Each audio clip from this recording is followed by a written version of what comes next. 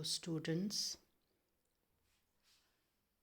In the last session, we began by studying the poem To Autumn by John Keats. We are looking at the line by line explanation of the poem. Continuing with that, line 12. Who hath not seen thee oft amid thy store? Stanza 2 begins with a rhetorical question that emphasizes autumn's familiarity and universality. Who had not seen thee amid thy store? Now, a rhetorical question means something that really does not need an answer. In other words, इसका अगर हम जवाब दें तो कि सभी ने देखा है, ऑटम सीजन को सभी ने देखा है, सो किसने नहीं देखा है? This is what it means. If the description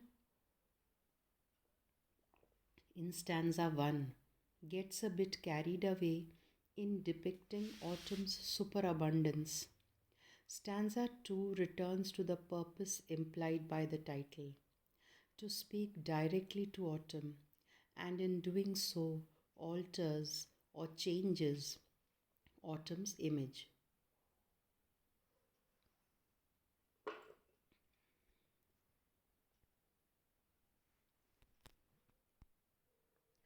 The question reminds the reader that the entire poem is an apostrophe addressing the season to autumn. Apostrophe means a speech or something that we say to somebody. Historically, the second person pronouns thee, thy, and thou were used to address one's friends and family, while you was reserved for strangers and authority figures. Although by Keats's time thee, thy, and thou had fallen out of use, he still uses them in his poetry. ये जो शब्द हैं दी, दाई, दाओ, इनका हिंदी में सरल अर्थ होता है तुम, सामने वाले से जब हम कोई चीज़ बात कर रहे हैं. Here, these pronouns make the poem's address more intimate, as if the speaker were trying to enter the bosom friendship of autumn and the sun. Whereas stanza 1 addresses autumn with a distinguished title, Season of Mists, stanza 2 addresses it as something more like a peer. Peer means barabar ka, equal. In stanza 1, autumn represents a conspiracy that humans have no control over or access to. In stanza 2, autumn will be heavily personified, signaling the speaker's attempt to see autumn in a way that he or she can at least identify with. The speaker does not, however, expect that autumn will literally answer the question. Rather, the question expresses autumn's universal familiarity. Who hath not seen thee oft amid thy store is another way of saying that everyone recognizes autumn, and in a variety of places, from the apple orchards to the wheat fields to the farmhouse. यानी कि इस मौसम को, इस ऋतु को सब पहचानते हैं. Of course, despite autumn's universal recognition, the speaker continues describing personified autumn as it appears in its various zones of influence. In this way, the speaker suggests that the reader may recognize the season well. The poem will show him or her new ways of seeing it. One aspect of the line that reflects the speaker's fresh perspective is the meter, which adjusts the poem's iambic pentameter. who hath not seen thee oft amid thy store. Instead of an iamb, the line starts with a spondee, whose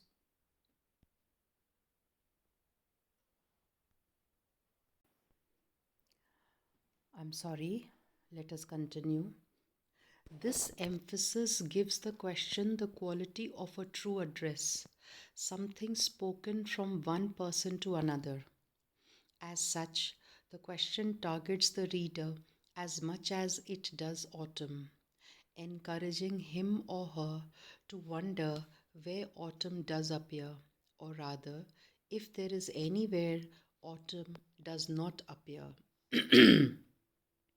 Autumn's store or storage area, such as the granary in line 14, is ubiquitous, means it is present everywhere.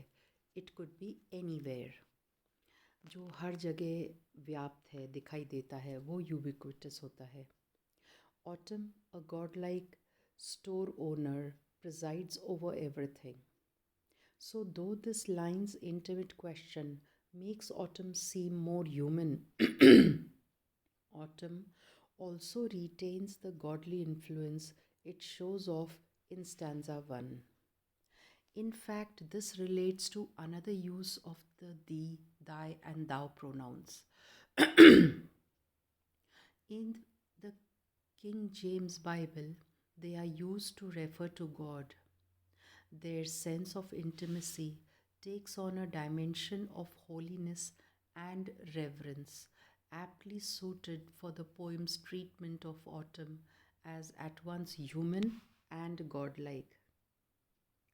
Lines 13 to 15. Sometimes whoever seeks abroad may find thee sitting careless on a granary floor, thy hair soft lifted by the winnowing wind.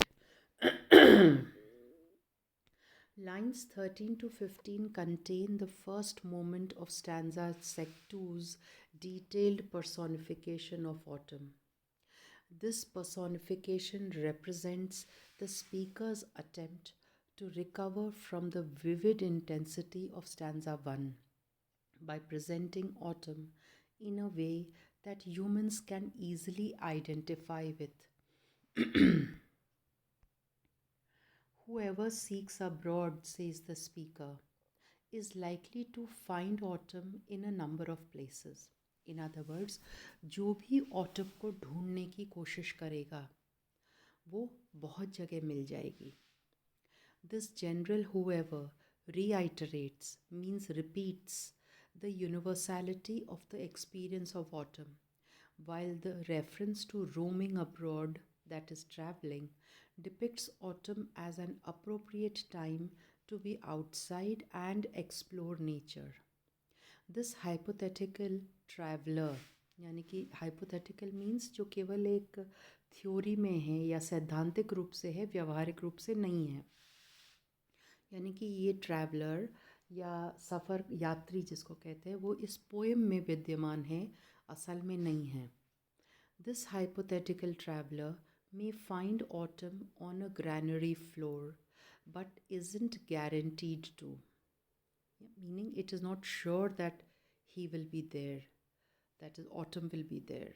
Such a discovery, suggests the speaker, requires careful observation.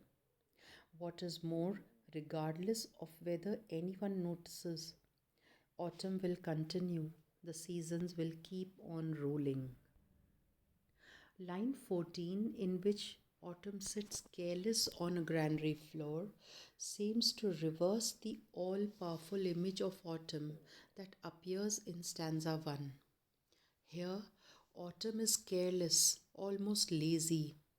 The granary may symbolize the collective labor of the harvest, but work is the last thing autumn is doing. Like a farm worker sneaking a few extra minutes of rest, autumn lazes in a cool, quiet place.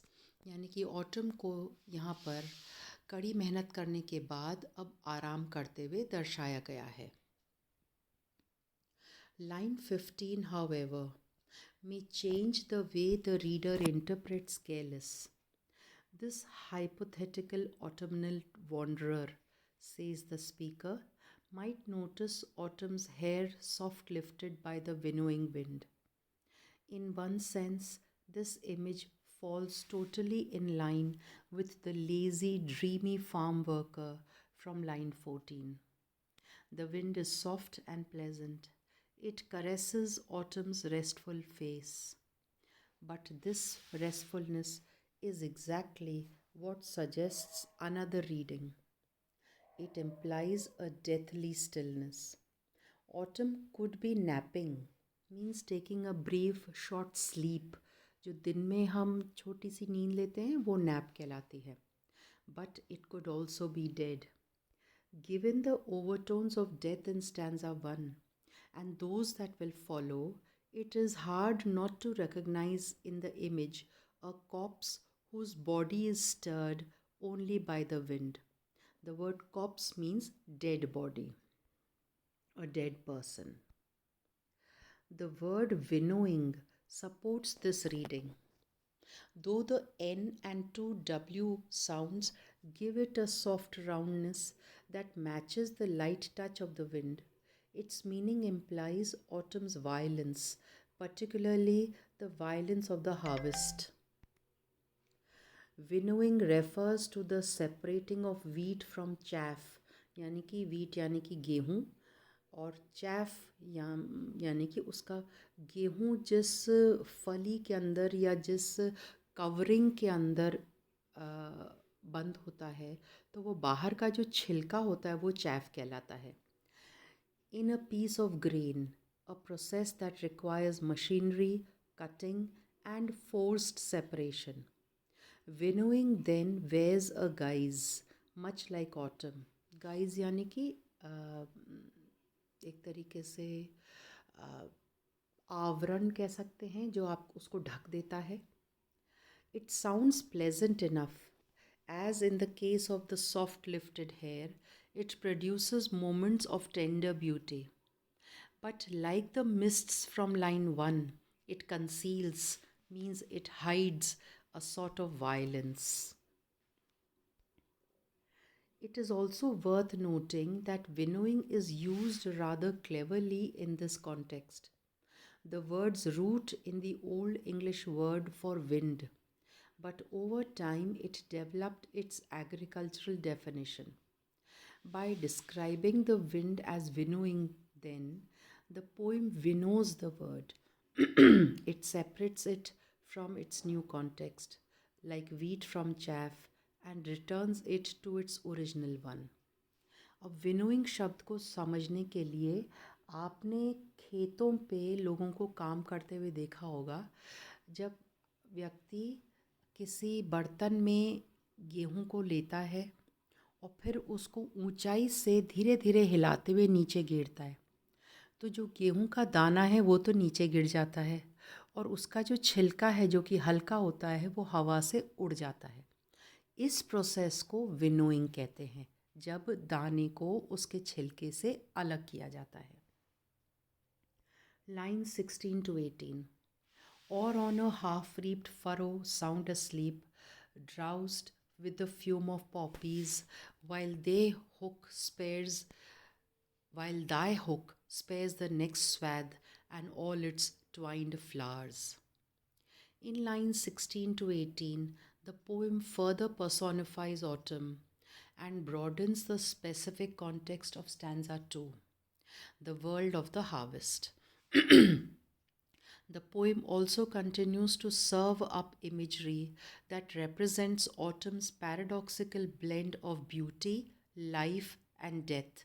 यानी कि ये season ही ऐसा है, ये ऋतु ही ऐसी है जब पत्तों के रंग बदलते हैं तो येलो कलर के शेड्स अलग अलग दिखाई देते हैं, ब्राउन भी पत्ते हो जाते हैं, फिर वो नीचे गिर जाते हैं, झड़ जाते हैं और नए जीवन की का इंतज़ार होता है. लेकिन पत्तों के झड़ने का मतलब डेथ से भी है कि सीज़न की डेथ होने वाली है. Having visited the granary floor, the speaker now travels outside to the fields. There, He or she finds autumn on a half reaped furrow, sound asleep. This line intensifies the image from the previous line.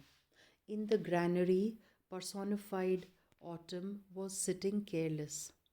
Here in the field, autumn is sound asleep. A deeper stillness, the speaker suggests, is sinking in. Autumn is changing, reflecting through its physical personified state. The transition, meaning the movement, the shift from the color burst and fruitfulness of autumn to the death of winter.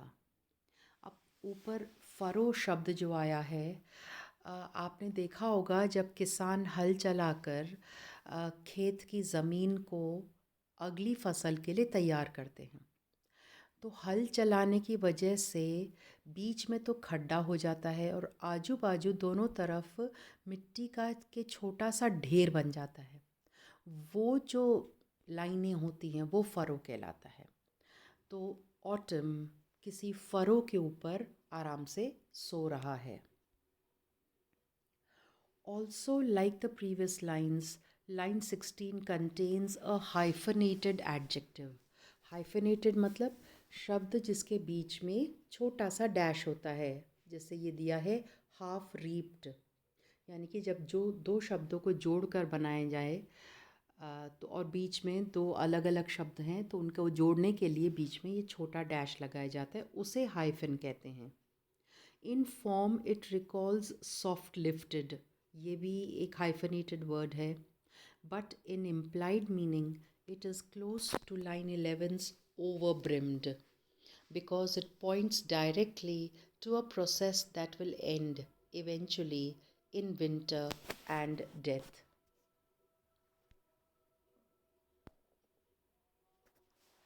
As stanza 2 develops, autumn surroundings increasingly reflect the violence of the harvest.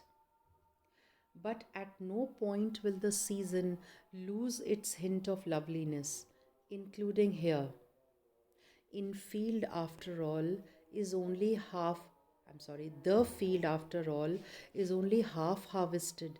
अभी पूरा धान कटा नहीं है, फसल कटनी बाकी है.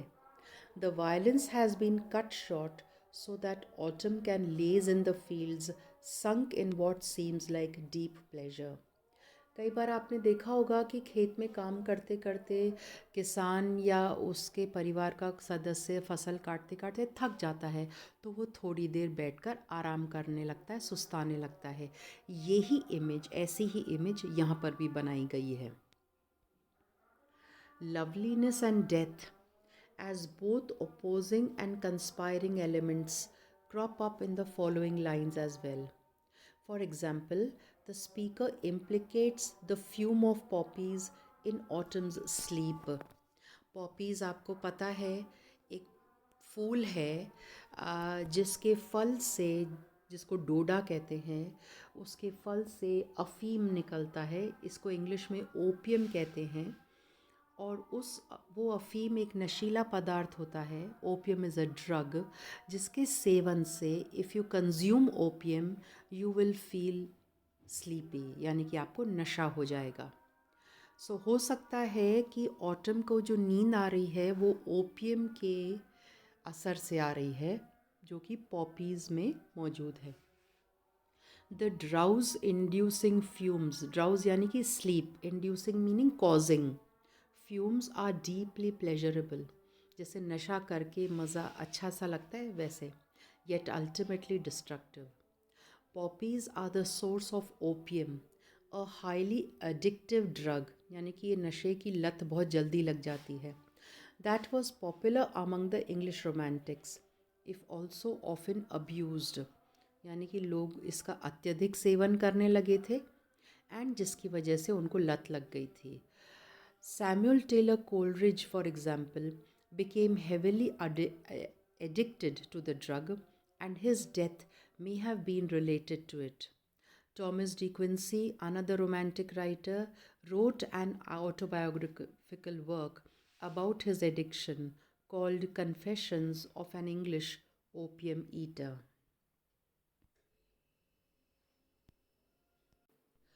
Later in the line, the hook or scythe introduces another conflicting image. Its enjambment into the next line opens the possibility that it may deal a deadly swipe, but in fact spares the next swath and all its twined flowers.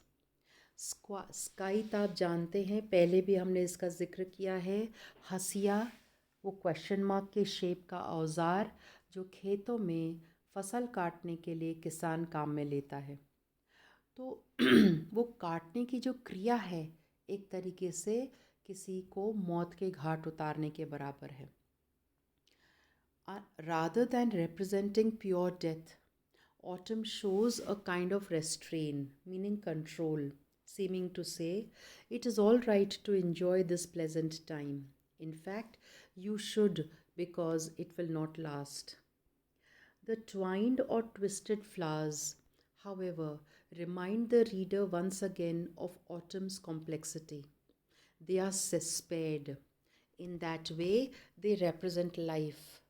But like the swollen fruits from stanza 1, the flowers are overgrown. They twist around each other, creating an impenetrable thicket that will eventually dry up or rot, thus, again using beauty to hint at death.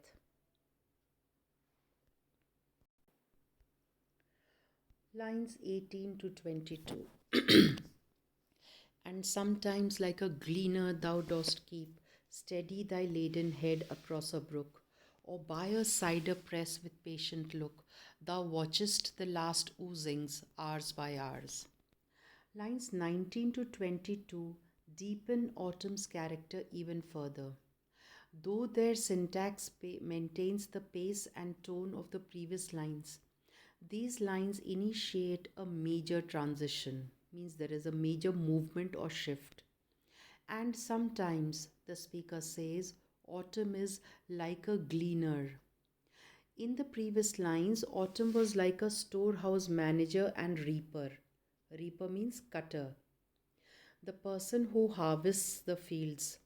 Here, autumn transforms into a gleaner, the worker who, after the reaper cuts the crops, scans the fields for leftovers and gathers them up. जो गरीब किसान होते हैं वो उनको उठा लेते हैं.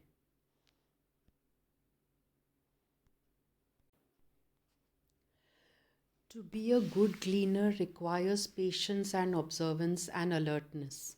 In other words, exactly the opposite of the lazy, sleepy autumn who appears in the previous lines. The colon that end stops line 18 marks this transition, representing the passage from the gates of sleep to a waking life that demands alertness. This is another moment in which the poem warns the reader not to be fooled by autumn's appearances. It may appear harmless and human like, but is actually an unstoppable natural force with the almost inhuman ability, for example, to watch the cider press for hours by hours without breaking eye contact, not even blinking. Yet, because the stanza's final lines share the rest of the stanza's syntax, syntax means the arrangement of words in a sentence, they also soften autumn's change in appearance, and sometimes tells the reader that this clause is a parallel structure. Sometimes whoever seeks abroad may find, and sometimes, like a gleaner, thou dost keep. This repeated suggests that the final image of autumn as a gleaner is simply another item in the list of autumn's various appearances. Furthermore, the images at the end of stanza 2 relate autumn back to the images of overabundance in stanza 1. One of the primary actions of the imagery in these final lines is that of flowing. First, the gleaner steadily watches the brook burbling past. Burbling is the sound that flowing water makes, as if meditating on the fleetingness it represents. Fleetingness means short lived, जो कि बहुत थोड़े समय के लिए कोई चीज़ होती है.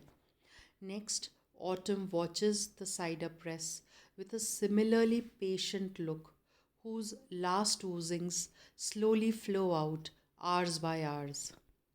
While in stanza 1, various containers, fruits, nuts, and honeycombs जिसको हम हिंदी में मधुमक्खी का छत्ता कहते हैं, filled to the brim, in stanza 2, all those containers surpass their capacity or tolerance for pressure. यानी कि इतने ज़्यादा वो कंटेनर्स भर चुके हैं कि वो सब उनके अंदर का रस वो छलक कर बाहर आ जाता है. They begin to release, flowing out. Their discharge is slow. In line 21, a caesura breaks the line to reflect that slowness and hypnotic. एक तरीके से नशा सा चढ़ गया है एंड स्पीकर अपनी नज़र उस साइडर प्रेस से निकलने वाले रस से अपनी नज़र नहीं हटा पा रहा है. The last oozings of the cider press, in particular, seem to generate a swampy atmosphere from which autumn, or the typical autumnal wanderer, whoever seeks abroad, cannot be extracted. Again, the poem emphasizes the great, heavy, slow, and unstoppable conspiracy of the season. Here we end stanza 2. We will continue with stanza 3 in the next session. Thank you.